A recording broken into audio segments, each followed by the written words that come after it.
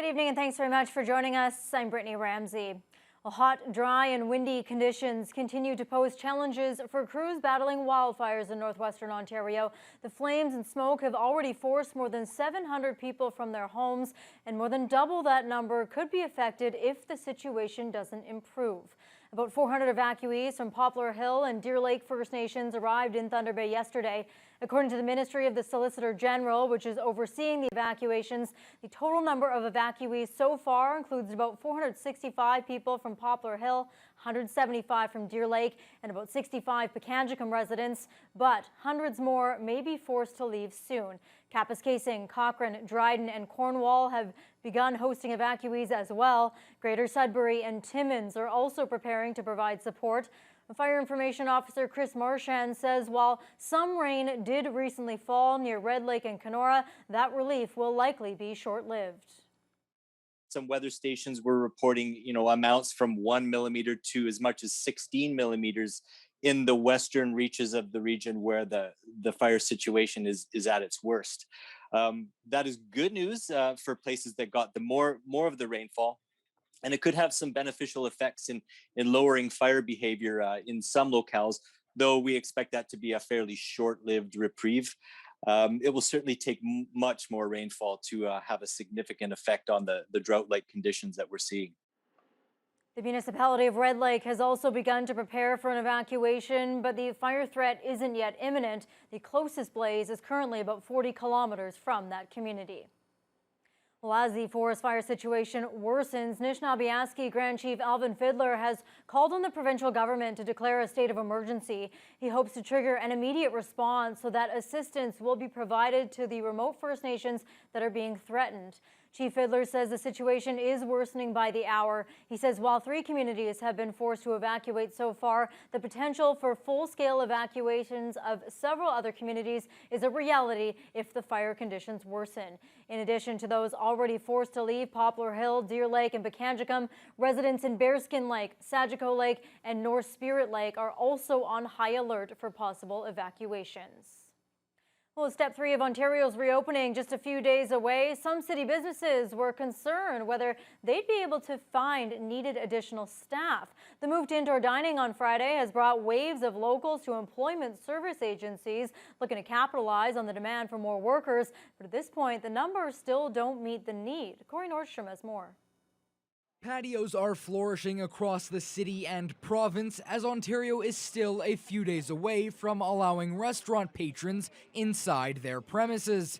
But as reopening approaches, businesses are having issues trying to find employees to staff their reduced capacity restaurants.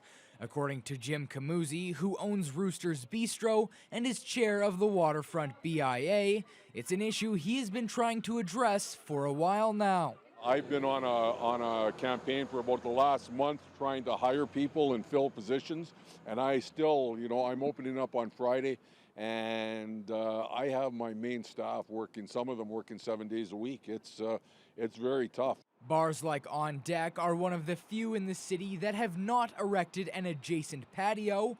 Owner Casey Sellers is confident that when they do open up come Friday, only a minority will shy away. We'll have our hands full all night.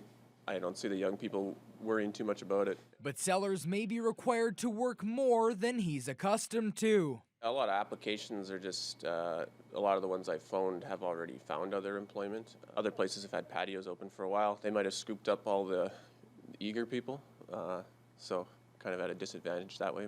The difficulty in finding employees to work in restaurants and bars may just be that there are a multitude of options for those looking to re-enter the job field. We spoke with those at Yes Employment who say that there are jobs available across the board and they're working with employers to find employees as quickly as possible. Sharon Kovacic is the Community Outreach Coordinator at the Employment Service. She says they have been busy with those looking for work or a change of pace. they see that doors are opening and they're really wanting to kind of get ahead of the curve there, and really get into those open positions. But people are also seeking out second career employment Ontario training. Yes Employment is already seeing a significant growth in the number of employers looking to hire, something Kovacic only expects will continue to increase. She urges any businesses having trouble recruiting to seek assistance. Corey Nordstrom, TBC News. Meanwhile, a record number of vaccines were administered last week in the Thunder Bay District. Over 16,800 doses were given out. That's an increase of more than 5,000 over the previous week. It was spurred by a single-day record set last Thursday when nearly 4,000 people rolled up their sleeve. According to the health unit, nearly 55% of the adult population is now fully vaccinated, and more than 78% has received at least one dose. For the entire population, those numbers stand at 46% double vaccinated and 68% with one shot. The Ministry of Health, however, has higher numbers, showing 60% fully vaccinated and 85% with a single shot. All this comes as the district saw its sixth straight day with no new COVID-19 cases, and just 2 cases remain active. There's growing frustration among the parents of autistic children in Ontario. During the pandemic, many services were dramatically scaled back. The Ford government responded to the shortfalls with the promise of a new pilot project to assess the needs of these families, but that too is falling far short of expectations. Colin DeMello reports. For families of children with autism, the pandemic has presented a new wave of challenges. Much of the support was moved online, leading to regression over the past year. The pandemic changed everything. School was not accessible anymore. Therapy, especially in the beginning of the pandemic, didn't happen. And so everything that we found, normal in our lives was gone, and it was really hard. But this past February, the Ford government announced a new needs-based program would soon be rolled out. 600 families were invited to join the program, which would determine the level of need per child and the amount of funding that each family would receive for treatment. Listening to the families, listening to the providers of the services, and understanding how we could make it better for the children, for the families, and for everyone involved. But several months after the government announced the changes, the newly appointed Minister Marilee Fullerton revealed the program has yet to get off the ground. So the intention is to get rolling as quickly as possible, and I would have to really update you later in terms of where we are in terms of numbers. At this point, I don't believe that the enrollment has started. So far, the government says 431 children of the 600 have been enrolled in the program, but to date, those families haven't received the funding under the new program for needs-based therapy. The government says the money should be released in the next few weeks, frustrating advocates. I can't emphasize enough, this government is moving at a glacial pace. They said they were going to send out invitations in April. Invitations are still going out, and it's July. No child who's in the pilot program has received funding. The government is promising to have more information in the coming weeks. NDP MPP Saul Mamakwa has echoed a call from 2 of his federal colleagues for an independent investigation into crimes committed against Indigenous people at residential schools. The map of Canada is covered with crime scenes. The unmarked grave. Last Thursday, federal NDP members Mumilak Kokak and Charlie Angus demanded that Justice Minister David Lametti launch an investigation into, quote, crimes against humanity committed at residential schools. They also want an independent prosecutor to be appointed with the power to bring those responsible for abusing Indigenous children to court. Mamakwa agrees. He says there needs to be an investigation and it needs to be independent. Otherwise, the government is left to investigate itself. Canada cannot, work from both sides where they investigate the deaths, but also defend the deaths. And that's not right. And I think that's really important that we look at it that way. And that's why I supported that there needs to be a process whereby, there's some type of oversight of that system. The latest horrific discovery was made yesterday when at least 160 unmarked graves were found near another former residential school site in BC. We'll have more on that story later on in the news hour. Well, the federal New Democrats have found their candidate to challenge incumbent Patty Hajdu in Thunder Bay Superior North. Lawyer Chantel Bryson announced on social media yesterday that she'll be acclaimed by the party on July 27th. The first-time candidate wasn't available for comment, but Riding Association President Charles Faust calls her the right person at the right time to represent the party in the next federal election. She's got a lot of experience working in as legal representation in the municipal sector, working with Indigenous families, communities, and has a social justice portfolio. I think when it comes to ensuring, a strong work ethic and justice for Indigenous families.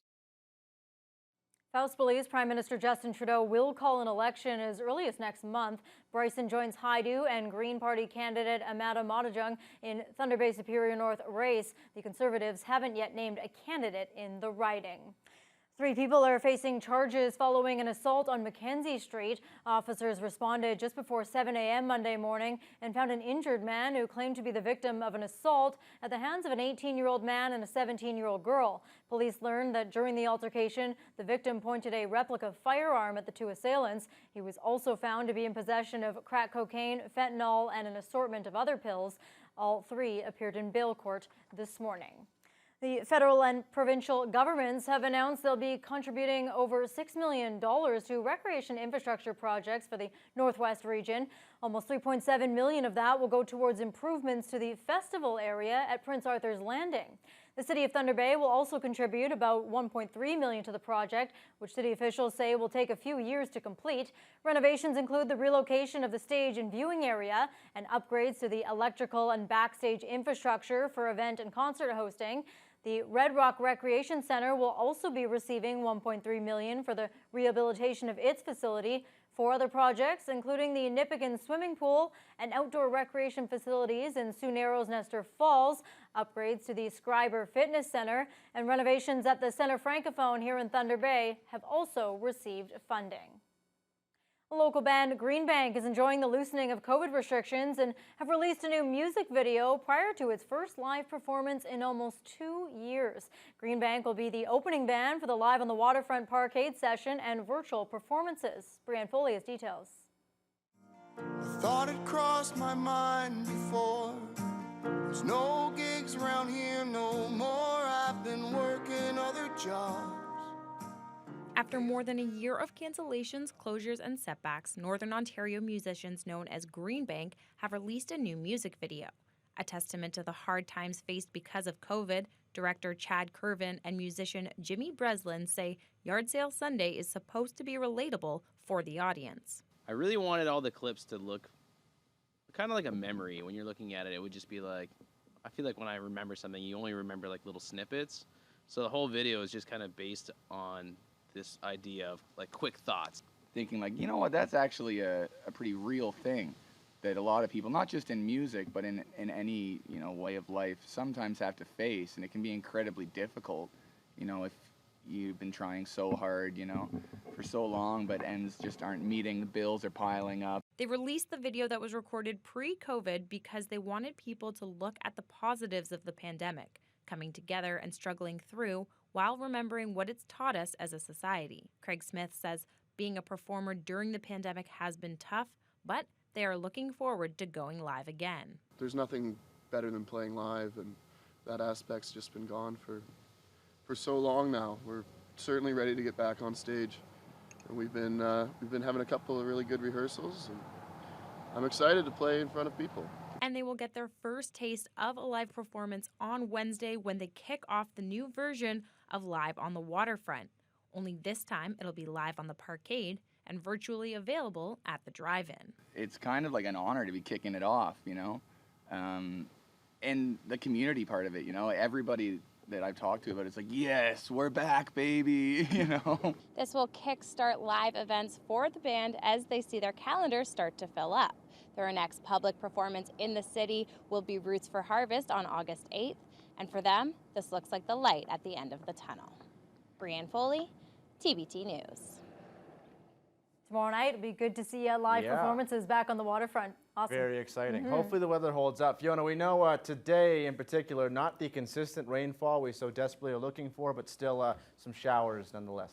Every little bit helps. And unfortunately, if you blinked, you might have missed it. If you were close enough to a window or outside at the time, it was kind of a loud one. We had a thunderstorm that popped up late this afternoon, but temperature-wise, overnight, a low of 10, a high of 26 this afternoon, and a humidex of 32. It was muggy ahead of that system, and that's with winds very light, east-northeast, 3 to 14 kilometers per hour.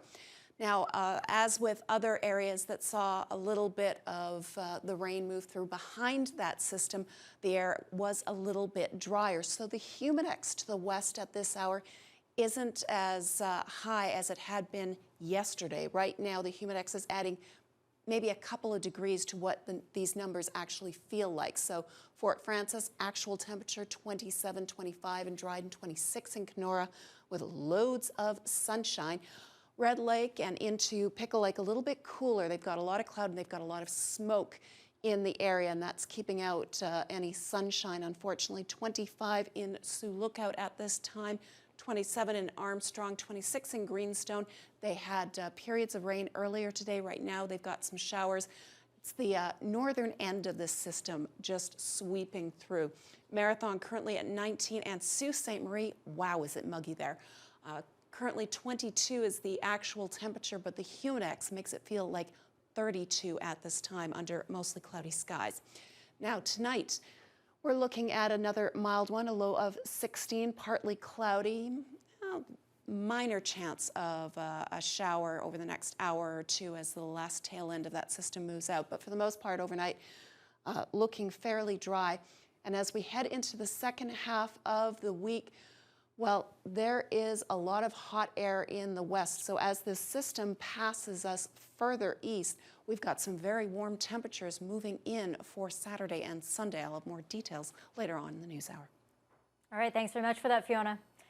Well, we mentioned it earlier in the news hour. More unmarked graves have been found at a former residential school site in British Columbia. We'll have details on that after the break.